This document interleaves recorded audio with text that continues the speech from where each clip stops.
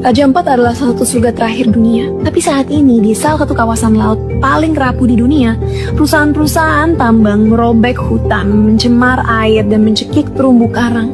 Semua demi nikel untuk menggerakkan mobil listrik. Katanya ini kemajuan. Tapi kemajuan untuk siapa?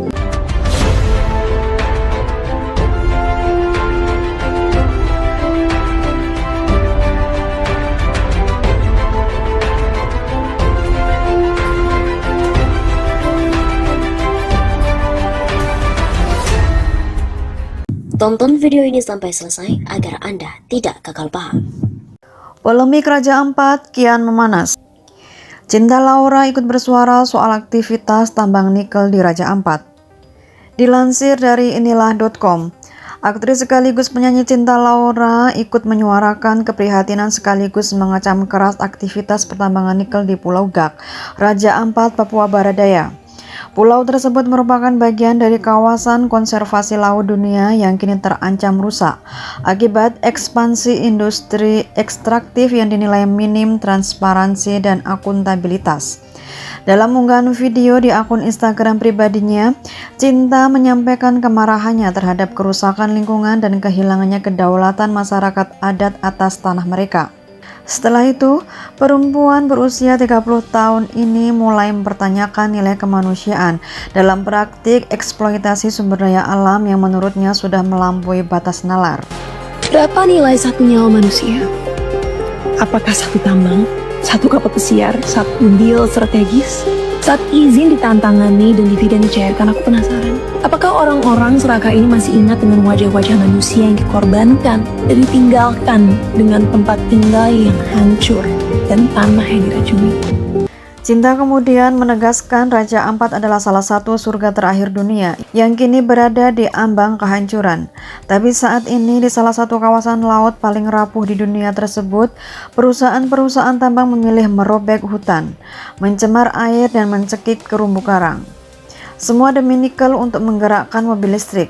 Katanya ini kemajuan, tapi kemajuan untuk siapa? Tanya bingung. Raja Ampat adalah salah satu surga terakhir dunia. Tapi saat ini di salah satu kawasan laut paling rapuh di dunia, perusahaan-perusahaan tambang merobek hutan, mencemar air dan mencekik terumbu karang. Semua demi nikel untuk menggerakkan mobil listrik. Katanya ini kemajuan. Tapi kemajuan untuk siapa? Cinta pun mengajak publik untuk melihat dampak langsung dari tambang terhadap kehidupan masyarakat lokal. Saat ini, ibu-ibu di Papua, kata dia, kesulitan mencari air bersih untuk sekadar memandikan anak mereka. Di sisi lain, nelayan pulang dengan jaring kosong. Belum lagi para tetua masyarakat yang harus dengan lapang dada melihat hutan-hutan sakral mereka dibabat habis. Kerusakan ini, kata dia, jelas akibat buruknya kebijakan yang diperparah dengan kegagalan nurani dan pengingkaran terhadap nilai-nilai kemanusiaan serta hak masyarakat adat. Coba tanya ke mama-mama di Papua yang sekarang kesulitan cari air bersih untuk mandiin anaknya. Coba tanya nelayan yang pulang dengan jaring kosong dan gak bisa ngasih makan keluarganya. Coba tanya para tetua yang lihat hutan-hutan sakral mereka diratain. Harga sebenarnya dari tambang ini bukan sekedar kaum logam yang diambil, tapi kematian cara hidup, putusnya ikatan suci antara manusia, tanah, laut, dan budaya. Why does this keep happening? Tentunya banyak faktor yang nggak bisa dijelasin dalam satu video ini, tapi salah satu hal yang ingin aku bahas adalah moral disengagement. Kita membenarkan yang nggak bisa dibenarkan. Ini demi pembangunan nasional. Cuma pulau kecil, yang lain kan masih ada. Negara lain juga lebih parah kok, masa kita nggak boleh untung? Dan dari sana, keserakahan tumbuh pelan-pelan, sembunyi di balik rapat-rapat ber-AC, dibungkus jargon patriotisme. Apa yang awalnya cuma kompromi kecil soal etika lama-lama jadi hal biasa. Sampai akhirnya seluruh ekosistem dan budaya pun dikorbanin tanpa rasa malu. Ini bukan sekedar kegagalan kebijakan. It's a failure of conscience. Kegagalan hati nurani. Di akhir videonya, Cinta menegaskan masyarakat Papua yang hari ini paling terdampak oleh aktivitas tambang justru adalah penjaga sejati surga ini sejak lama. Jauh sebelum dunia mengenal istilah konservasi, merekalah yang melindungi terumbu karang dan hutan-hutan sakral dengan kearifan lokal yang diturunkan lintas generasi. Mereka hidup dalam satu kebenaran yang kini mulai dilupakan. Tanah dan laut bukanlah komoditas untuk dieksploitasi, melainkan saudara yang harus dijaga. Namun kini suara mereka dibungkam, hak-hak mereka diinjak-injak. Banyak izin tambang dikeluarkan tanpa persetujuan FPIC, hak yang dijamin oleh hukum internasional, ucapnya. Ironisnya, masyarakat Papua yang sekarang kita rugiin ini dulu justru penjaga surga ini. Mereka ngelindungin terumbu karang jauh sebelum dunia peduli sama konservasi. Mereka hidup dengan satu kebenaran yang sekarang kita lupain, bahwa tanah sama laut itu bukan barang dagangan buat dieksploitasi, tapi saudara yang harus dijaga.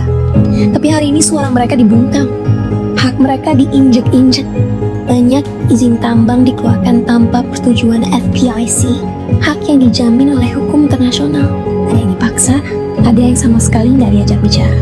Bagi masyarakat Papua di Raja Ampat, tanah, hutan, dan laut adalah keluarga. Hutan punya makna sakral, terumbu karang adalah bagian dari sejarah lisan, diwariskan turun-temurun. Irama pasang surut laut dan musim migrasi ikan adalah bagian dari identitas budaya mereka. Dan sekarang, hutan-hutan sakral diratakan, laut jadi mati, dan sunyi ilmu yang dulu diwariskan dari orang tua ke anak tentang laut dan alam jadi tak relevan lagi. Apa gunanya ngajarin anak tentang terumbu karang yang udah gak ada lagi? Ini adalah disorientasi budaya, putusnya hubungan spiritual dengan alam yang dulu menopang kehidupan mereka. Kerusakan ini bukan cuma soal hilangnya budaya. Yang terjadi sekarang juga fatal terhadap kesehatan warga Papua. Perkembangan hutan dan tambang nyebarin debu ke udara, ngeracunin air. Dan tahu nggak, desa-desa di sekitar tambang udah melaporkan bahwa mereka mulai kena penyakit kulit dan gangguan pernapasan.